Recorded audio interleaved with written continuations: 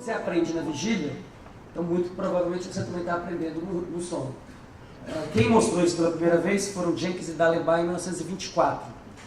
E aí surgiu essa ideia de que se você dorme, você protege as suas memórias de um efeito deletério, que é a interferência sensorial de outras memórias sendo adquiridas.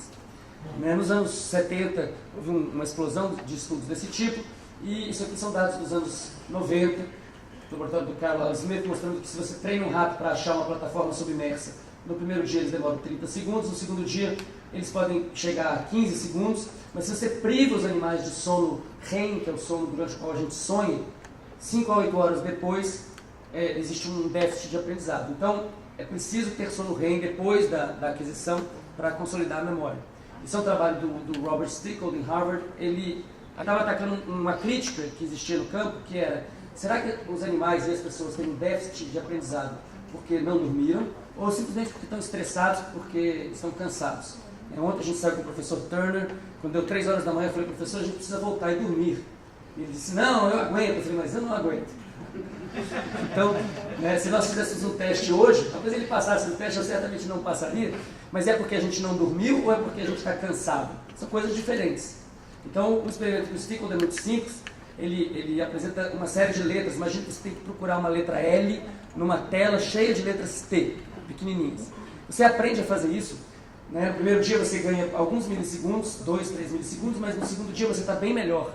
Existe um ganho, e esse aumento é incremental, embora o treino seja só no primeiro dia. Então a pessoa continua melhorando. Agora, se você faz uma privação de sono na primeira noite, deixa a pessoa dormir nessa noite, e aí faz o teste, ela tem um déficit cognitivo. Então, ela não está mais cansada, mas mesmo assim ela não tem aquela memória consolidada. Então, esse experimento ele disseca aquilo que é estresse daquilo que é o sono propriamente dito. Há muito tempo, há séculos, existe a noção de que durante os sonhos, ou durante o sono, há evidências nos dois casos, as pessoas produzem ideias novas. Isso, na arte, é muito comum, esses relatos são muito comuns. Salvador Dalí tinha isso como um método. Ele pegava uma colher muito pesada e ficava esperando o sono vir. Quando ele tinha atonia muscular e a colher caía no chão, ele despertava e pintava aquela imagem. Tem um quadro dele que ele diz: voo de uma abelha em torno de uma romã, 1 segundo antes de acordar. É quase que material e métodos. A descrição de como ele chegou àquela obra. Na ciência também tem uma série de exemplos. Kekulé, a descoberta do benzeno, a própria tabela periódica foi atribuída ao sonho do Mendeleev. Mas como é que você captura isso no laboratório? E em 2004 isso foi feito pela primeira vez no laboratório do professor Jan Born, em Lübeck, agora está em Tübingen. Eu não vou entrar em detalhes, é um teste psicológico chamado redução numérica, em que a pessoa tem que fazer uma série de cálculos para chegar a uma solução. Só que existe uma solução implícita, escondida ali. Existe uma maneira de chegar na solução, em vez de demorar 10 segundos, a pessoa pode demorar 2 segundos se ela conhecer a regra. Só que a regra não foi dada aos participantes. E o que eles verificaram é que se você permite que as pessoas durmam, 60% dos participantes descobrem a regra implícita. Se você não permite que elas durmam, só 20% descobrem a regra implícita. Então foi o primeiro experimento que disse: olha, o sono favorece o insight. E o insight é uma coisa misteriosa, porque ele não se trata de fortalecer memórias que você já tem. Acho que o Mark deve ter falado bastante sobre isso mais cedo. Se trata de misturar as ideias que você já tem. Então, uma ideia nova ela é produto das suas ideias velhas. Agora, como que o cérebro faz isso? Então, para estudar esse tipo de coisa, você pode ter uma série de técnicas diferentes. Você pode registrar os neurônios dentro dele. Você pode ir lá dentro do neurônio e saber o que está acontecendo com ele, ter muita certeza do que está acontecendo com ele, mas tem uma perda. Qual que é a perda? É a perda do comportamento do animal, porque se você está dentro de um neurônio e o animal se mexer, o neurônio explode. Então você faz isso com o animal imobilizado, ou muitas vezes, a maior parte das vezes, não é nem com um animal, você faz isso com as células do animal, ou com pedaços do cérebro do animal. E por outro lado, você pode colocar eletrodos fora do neurônio, que a gente chama de registro extracelular. Você fica perto do neurônio e consegue discernir, né? Se eu colocar um microfone aqui, se eu colocar esse microfone e pedir para vocês falarem, fala todo mundo alguma coisa aí. Isso é um registro extracelular. E aí eu provavelmente só vou registrar o Mark e a Cristina. E aí vocês vão ficar naquele ruído de fundo. Tem vários exemplos de que fazendo esse tipo de experimento é possível verificar a reverberação da memória, a memória se repetindo. Esses exemplos existem em humanos, existem em roedores, mas o mais convincente, talvez, seja de um pássaro, que é o pássaro mandarim, um pássaro australiano. Esse é um macho dessa espécie. Ele tem um canto, isso aqui é uma representação do canto. No eixo Y é a frequência, no eixo X é o tempo e o brilho é a potência da vocalização. Cada uma dessas estruturas a gente chama de sílaba, muito semelhante àquilo que nós mesmos produzimos. Então isso aqui é uma coisa que soa muito mal, uma coisa tipo e que para as fêmeas de mandarim soa muito bem, né? Inclusive tem uma coisa freudiana que é o fato de que a fêmea prefere machos que têm um canto parecido com o canto do seu pai. Essa é terrível, né? Extrapola, né? Então, isso aqui é um trabalho do Ben Margolish em Chicago. O que eles fizeram foi colocar eletrodos, registro extracelular, num núcleo motor chamado RA, um núcleo que recebe informação sobre essa sequência de sílabas e projeta para os órgãos efetores, para os músculos que controlam a siringe, que é o órgão vocal do pássaro. E quando o animal está cantando, ele canta esse canto a vida toda, ele aprende nos primeiros 3 meses de vida, ele faz uma cópia muito semelhante ao canto do pai, mas não idêntica, e aí ele canta aquilo para o resto da vida, o canto está cristalizado.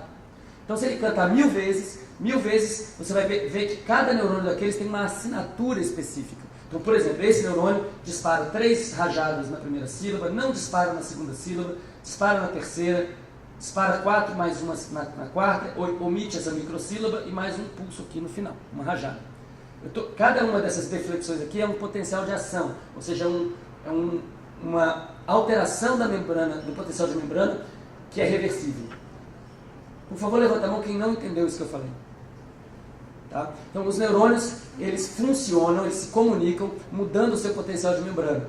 Então, o potencial está aqui, ele faz tá e volta. O que você está vendo aqui é a saída e a volta. Tá certo? Então, esse é um neurônio funcionando, um disparo neuronal. O que é interessante é ver o que acontece com esse neurônio quando o animal está não cantando, mas dormindo.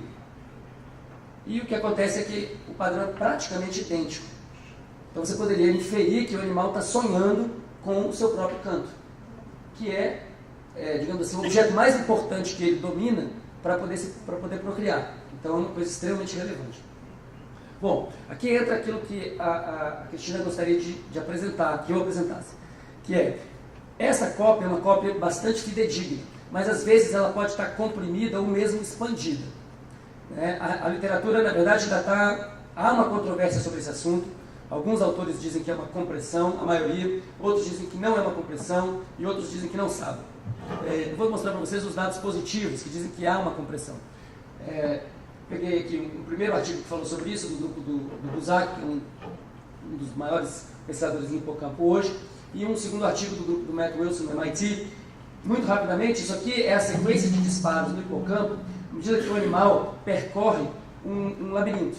Então, como no hipocampo você tem neurônios que codificam para regiões do espaço, tem um neurônio que dispara nessa posição, outro que dispara nessa posição. Então, à medida que ele vai navegando, que ele vai trafegando pelo labirinto, os neurônios vão disparando em momentos diferentes. Então, cria-se uma sequência. O que é interessante é que quando o animal dorme, essas sequências se repetem num tempo muito menor. Elas estão comprimidas. Tá? É a mesma sequência, não é idêntica, a gente não pode falar em uma reprodução perfeitamente idêntica.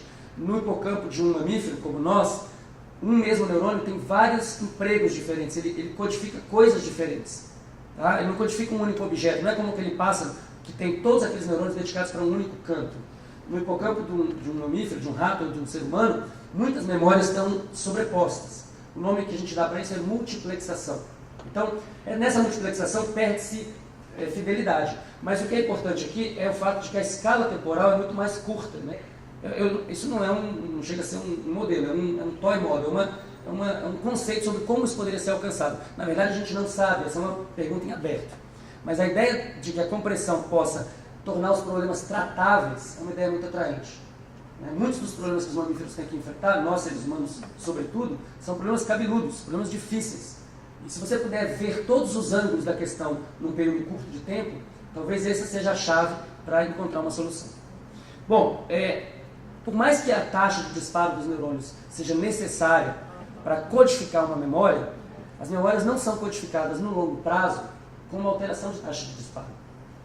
Porque se assim fosse, todas as memórias que vocês carregam na mente teriam que estar ativadas nesse momento para você possuí-las. Certo? Vocês não estão pensando, agora, no nome da primeira professora de vocês. Agora vocês estão pensando, alguns, os que se lembram, os outros são os ingratos. Né? Estão pensando? Por que vocês pensaram? Porque eu evoquei isso. Certo? Então essa memória estava guardada de maneira latente. E de alguma maneira ela se tornou atualizada, ela se tornou presente. Como que isso é possível? Então, em 1949, Donald Hebb propôs que isso é possível através de um mecanismo de duas fases. Na primeira fase, a memória é reverberada com o aumento da atividade. Legal. Só que, eventualmente, essa atividade cai. E aí a memória é guardada não mais de maneira fisiológica, mas de maneira anatômica. Ela é guardada na forma dos neurônios, na forma como as sinapses se dão. Então, a sinapse é remodelada, então fica guardada uma certa relação. Então, vamos supor, eu sou um neurônio, o Sérgio é outro neurônio. A memória se instalou e eu fico conversando com ele por um tempo. Isso é reverberação. Depois de um tempo, a gente faz uma conexão forte que não precisa estar ativa. Então, ela fica latente. Agora, se eu for ativado novamente, eu automaticamente ativo ele. Isso seria uma memória de longo prazo. Está claro para todo mundo? Quem não entendeu, levanta a mão, por favor. Legal. Isso aí, trocando em miúdos de biologia molecular do início do século XXI, tem essa cara aqui. Tá? Isso aqui é um terminal pós-sináptico. Isso aqui são receptores que recebem glutamato, são abertos, primeiro entra sódio, depois entra cálcio, ativam-se uma série de proteínas. Para quem é do ramo, isso aqui é trivial, para quem não é do ramo, não precisa nem pensar nessas siglas. Tá? Isso são detalhes que não são importantes para o argumento. O que é importante para o argumento? Essa cascata de eventos, imagina um monte de dominós, um derrubando o outro. Depois de meia hora, isso vai chegar ao núcleo. Uma proteína fosforilada chamada CREB, ela vai se ligar a uma região promotora para ajudar a transcrever uma série de genes, por exemplo, um gene chamado ZIF268.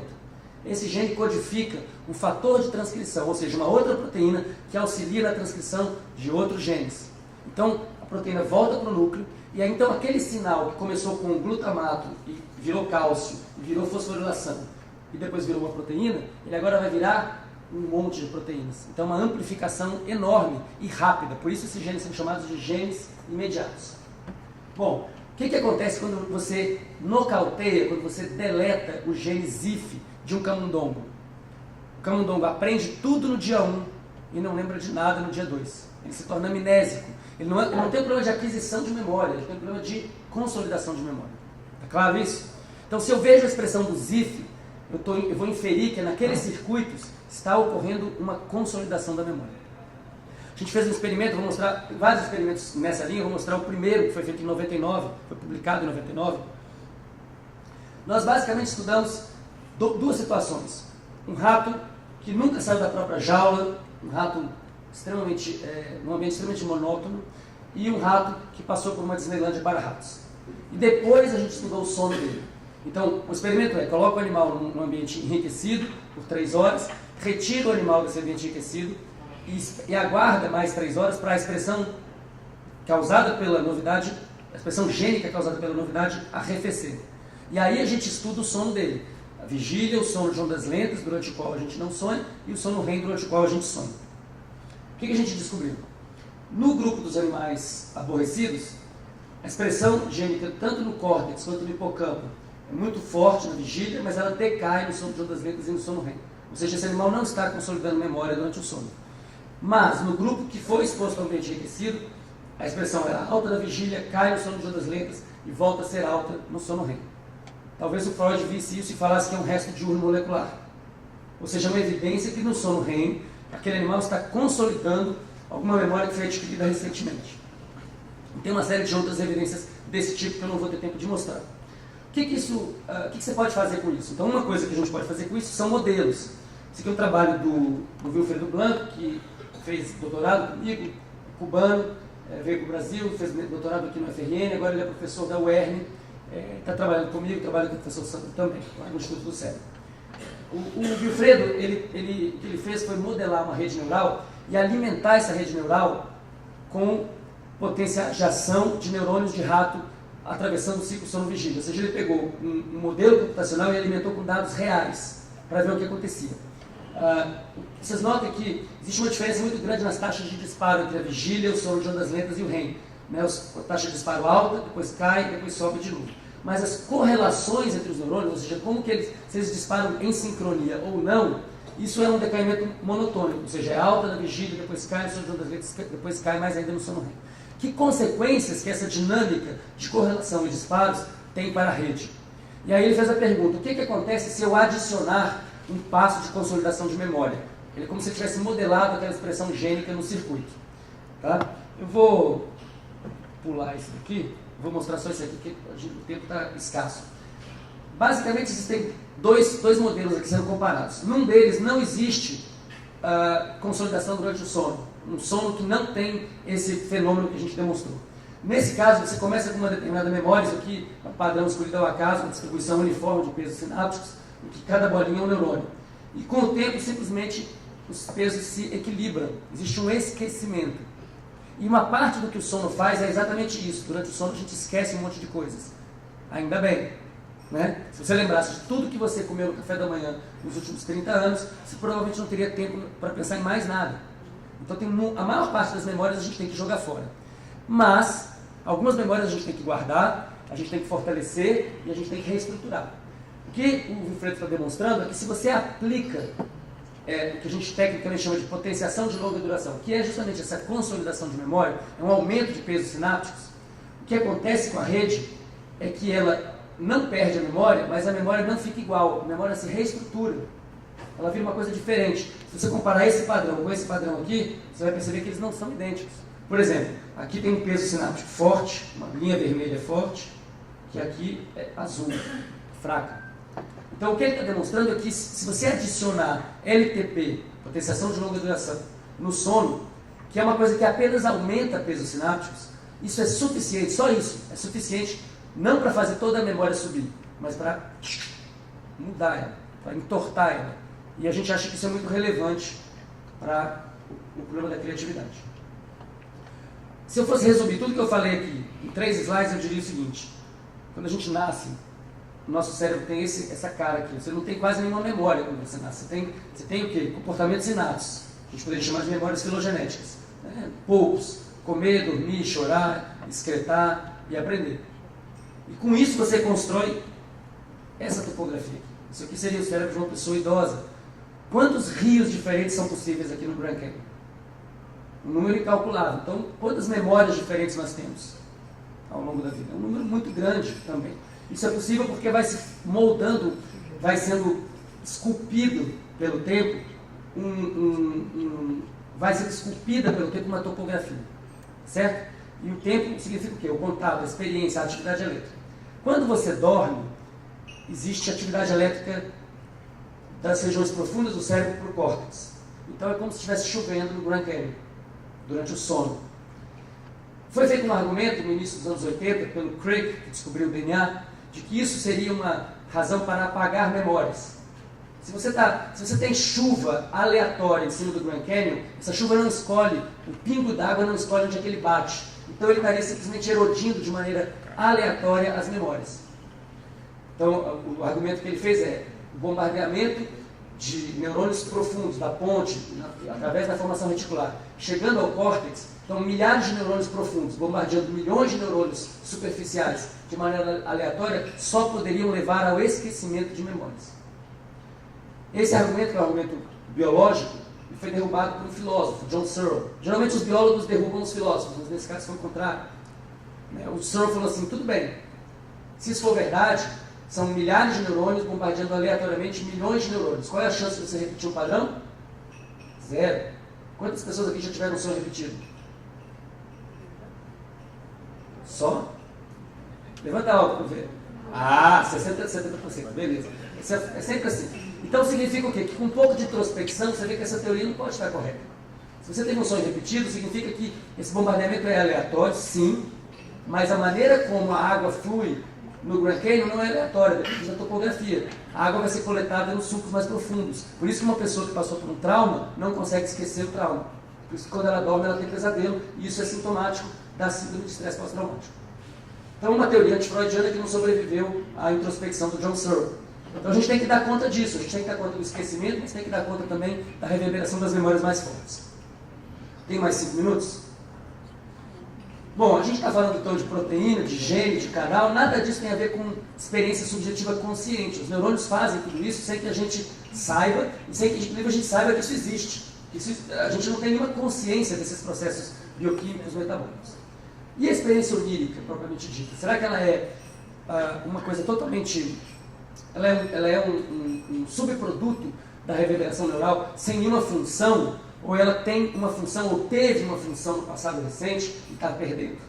Bom, até os anos 90, esse debate ele era muito enviesado, porque geralmente existe uma opressão das ciências mais exatas em relação às menos exatas. Né? Então, o biólogo fala grosso com um historiador, e o físico fala grosso com o biólogo, e o matemático fala grosso com o físico.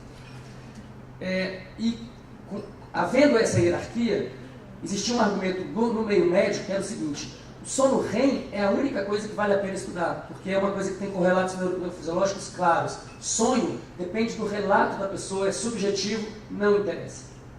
E esse argumento foi muito forte ao longo dos anos 80 e 90. Nos anos 90, o que ele é? Ele é um psicanalista, mas ele é também um neurologista, chamado Mark Solms. Mark Solms, ele fez uma pergunta, ele falou: será que existe uma lesão cerebral em que a pessoa perde a capacidade de sonhar, mas mantém a capacidade de ter sono REM? Porque se houver essa lesão, se houver pacientes assim, então o sono REM não explica o sonho é outra coisa. Ele estaria separando uma coisa da outra. E ele encontrou um grupo de pacientes que tem exatamente essa fenomenologia. E que tipo de lesão eles têm? Eles têm lesão de uma região chamada área ventral tegmentar, VTA, que projeta dopamina para vastas porções cerebrais. Todo o córtex mesial, córtex frontal, recebe dopamina de VTA, que é um núcleo bem pequenininho, perto da substância nígra, que também produz dopamina. A nígra produz dopamina para o movimento, e VTA produz dopamina para aquilo que a gente chama de circuito de recompensa e punição. Então, quando o animal busca uma recompensa e é frustrado, há uma sinalização de dopamina para dizer: esse caminho foi errado, não faça isso de novo. Quando ele está buscando recompensa e ele recebe a recompensa, há uma sinalização por essa via para dizer: isso foi legal, repita. Estou simplificando, mas tá certo? Para a gente poder fazer o argumento. O que ele descobriu então? Pessoas que não têm as vias de recompensa e punição não sonham, embora tenham um sono REM. Então, quando Freud falou que o desejo é o motor do sonho, não era poesia, porque sem desejo, sem as vias que permitem desejar, não se sonha. E aí começa a surgir uma ideia de que o sonho, na verdade, não é um subproduto da reverberação, ele é uma função biológica adicional. Ele desempenha algum tipo de função separada do sono. Ou seja, pessoas que, como nós, imagino todos nós, não temos lesão desse núcleo, nós temos sonhos assim, bizarros, ricos, vívidos. Né? Muita gente diz que não sonha, se você despertar a pessoa no sono REM, tipicamente ela vai relatar um sonho. Mas uma pessoa que tem uma lesão dessa região vai mostrar uma tela preta, não vai ter o sonho. Então, para que sonhar? A proposta que mais me agrada, e é o que eu estou trazendo para vocês, acho que é a mais forte hoje em dia, é que sonhar tem a ver com simular o futuro. É uma tentativa de prever o futuro, uma tentativa biológica, portanto probabilística. não determinístico. O trabalho do Antirrevolução, um grupo finlandês, comparou pesadelos de crianças vivendo em situações muito parecidas, exceto por um elemento, que é a violência. Então, por exemplo, crianças na faixa de Gaza e crianças na Jordânia. Mesma cultura, mesma alimentação, mesma religião, mesmo ambiente, geografia, e, entretanto, muita diferença na relação com a violência. E eles verificaram uma coisa óbvia, as coisas óbvias têm que ser publicadas, né? Que as crianças da faixa de Gaza têm muito mais pesadelo. E isso gerou uma teoria do pesadelo como sonho prototípico, é a teoria do sonho como simulação de ameaças, certo? Então, qual seria a função? Você constrói baseado no dia de ontem, você constrói um enredo sobre como deve ser amanhã, e se isso envolver perigos, você evita os perigos. Esse é o raciocínio. Isso é interessante porque em diferentes estudos sobre prevalência de pesadelos e sonhos de valor, de teor negativo ou positivo no mundo inteiro, cerca de 50% dos sonhos das pessoas são negativos. Negativos não necessariamente um pesadelo horroroso, mas aquele sonho típico, que vocês com certeza já tiveram, da incompletude, da ansiedade provocada pela incompletude. Então eu quero chegar numa estação de trem que não chega nunca. Eu estava com um amigo no início do sonho e esse amigo se perde, depois eu não consigo encontrar. Quem já teve um sonho desse tipo? Levanta a mão, por favor. Esses são os sonhos mais típicos, tá? Mas existem outros sonhos, 50% são assim e os outros. Aí tem qualquer coisa, tem sonho lúcido, tem sonho de satisfação do desejo freudiano, clássico, que você obtém aquilo que quer, tem sonho do que você imaginar, é extremamente variado. Então a teoria de simulação de perigos ela é muito legal, mas ela é muito incompleta, porque os sonhos são muito mais do que isso, né? Vamos pensar de uma maneira mais ampla. O pesadelo de uns pode ser o sonho prazeroso de outros. O pesadelo da zebra deve ser muito parecido com o sonho do leão e vice-versa. Quer dizer, quando o leão não mata a zebra, aí a zebra tem um sonho bacana. Então, se você fosse descrever o sonho, ele seria idêntico, só que ele tem significados diferentes dependendo do sonhador. Na natureza, os animais devem sonhar. Quem tem cachorro, acho que não tem nenhum problema em admitir que ele sonha, né, porque ele expressa sentimentos, expressa inclusive ações em determinados casos. Tem um experimento clássico do Michel Jouvet, nos anos 60, em Lyon, que ele lesou o núcleo glicinérgico que inibe os músculos durante o sono REM. E aí o gato sai atacando, sai miando, sai fazendo comportamentos da espécie, né, embora esteja em sono REM. Então, o que deve acontecer? Esse deve ser o repertório onírico de um animal na natureza. Sexo, amor, morte, cuidado parental, procriação, alimentação. Você vai encontrar esses mesmos elementos no divã do psicanalista. As pessoas vão falar dessas mesmas coisas. Só que por causa da cultura, que tira a gente da caverna, que a gente começa a fazer coisas muito diferentes do que um leão é capaz de entender, até chegar a escrever livros por causa do cheiro de um biscoito, a gente hoje vive num mundo com tantas variáveis que a gente não está mais vivendo no mundo dos imperativos darwinistas originalmente. A gente não está mais preocupado em matar, não morrer e procriar todo dia. Essas são coisas, são questões ainda. Nós todos vamos morrer, né? Mas ninguém acha que vai morrer quando sair daqui e vai tomar um tiro, né? A gente não precisa matar ninguém para comer. A gente não precisa, né? Antes você vivia em grupos pequenos, até procriar era um problema, porque você tinha que procurar parceiros férteis fora do seu grupo. Hoje em dia os grupos são gigantescos. Então mudaram totalmente as condições para a evolução dos sonhos. Provavelmente por isso, os sonhos são completamente imprevisíveis hoje em dia. Se eles foram um oráculo probabilístico para prever um mundo relativamente simples, no nosso mundo contemporâneo de classe média, os sonhos são um oráculo quebrado, eles são uma coxa de retalhos que mistura problemas triviais com problemas sérios. Agora, se você for colocado numa situação grave, de perigo de vida, de doença séria, você volta a ter esse tipo de sonho aqui, ó. Isso aqui é o repertório onírico de soldado na guerra. Sexo, amor e morte. Sonha com a família, sonha com sexo o tempo todo, e sonha com não morrer o tempo todo e com matar. Então, se a gente quiser entender a origem da função dos sonhos, a gente tem que pensar não no ser humano contemporâneo, mas no homem do Neolítico. Aí a gente pode ter um insight sobre para que servia sonhar. Então, provavelmente a gente vai concluir que sonhar servia para quê? Para gerar estratégias comportamentais adaptativas, para gerar ideias novas. Recentemente, em 2011, houve a primeira demonstração de que sonhar serve para aprender. O trabalho do Bob Stiegel, novamente, em Harvard, eles colocaram as pessoas para navegar um labirinto e depois deixaram que as pessoas ficassem acordadas ou que fossem dormir. E separaram elas em dois grupos. Dentro desses dois grupos sobre de sono, havia mais dois subgrupos, que era, você pensou teve mentation, você teve pensamentos relacionados ao labirinto ou não, seja na vigília, seja no sono. E o que eles verificaram é que se você teve pensamentos relacionados ao labirinto na vigília, isso te dá um certo ganho cognitivo, mas muito pouco. Mas se você teve esses pensamentos no sonho, aí sim, muito mais. Ou seja, não basta simplesmente mentalizar a tarefa, mas mentalizar a tarefa numa situação de nenhuma interferência sensorial parece ser extremamente vantajoso.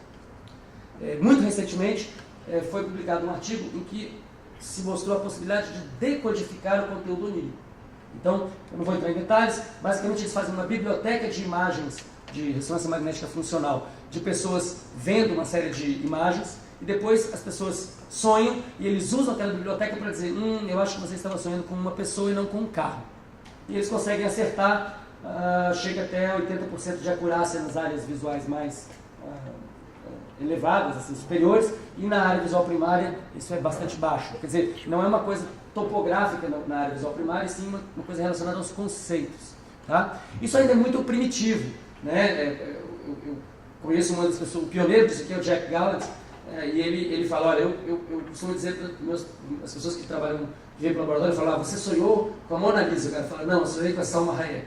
Quer dizer, é uma mulher morena, de perfil e tal. Esse nível de detalhe, a técnica não tem ainda. Ela não sabe com quem você sonhou. Mas ela sabe que você sonhou com uma mulher e não com um carro. Isso já é muita coisa. Então, é uma técnica que permite ler pensamentos, de fato. Só que dentro de uma máquina que pesa, sei lá, 5 toneladas. Bom, isso significa o quê? Isso significa o quê? Que aquele argumento antigo, que foi usado contra o Freud, inclusive, de que os sonhos não são uma coisa digna de estudar, porque você não pode verificar objetivamente o seu conteúdo, esse argumento, desde 6 meses atrás, ele já não vale mais. Vamos voltar aqui no Freud, vamos voltar naquelas frases. Sonhos contêm restos diurnos? Certamente. Sonhos reverberam memórias a nível molecular e eletrofisiológico. Os desejos são motor dos sonhos? A gente pode dizer que os sonhos reverberam memórias de forma a simular expectativas de recompensa e punição mediadas por dopamina. É mais ou menos a mesma coisa. Sonhos são conglomerados de informações específicas? Vamos simplificar e vamos dizer que os sonhos são conglomerados de memórias. Mas por que dizer que eles são conglomerados de memórias e não simplesmente memórias? É que a gente não sonha com aquilo que, com os building blocks, a gente não sonha com os tijolinhos da percepção. A gente não sonha com cores puras, a gente não sonha com orientações, a gente não sonha com contrastes. Tudo aquilo que o professor Sérgio estuda em córtex visual primário, que forma a imagem, não é o material exclusivo dos sonhos. Ele é usado para sonhar o quê? Conglomerados, ou seja, não a orientação do nariz da pessoa, mas o nariz da pessoa na pessoa. As memórias andando com todos os seus penduricados e não aos pedacinhos. Portanto, muito mais apto a permitir que você faça comportamento no mundo real. E por fim, sonhos são um caminho real para o inconsciente. Que tal dizer que os sonhos permitem acessar o banco de memórias e suas combinações possíveis, revelando a estrutura da mente do sonhador? Eu não tive tempo de mostrar esse trabalho para vocês. A gente tem evidências de que relatos de sonhos permitem, por exemplo, fazer o diagnóstico diferencial entre bipolares e esquizofrênicos. Então, existe muito na estrutura do sonho que revela a mente da pessoa. E a experiência da vigília é muito menos, porque ela é compartilhada com todo mundo. Bom, gente, era isso que eu queria trazer para o debate. Agradecer as diferentes agências financiadoras, nacionais e internacionais, e todos os colegas, alunos, técnicos do Instituto do Cérebro da Ferrinha. Obrigado.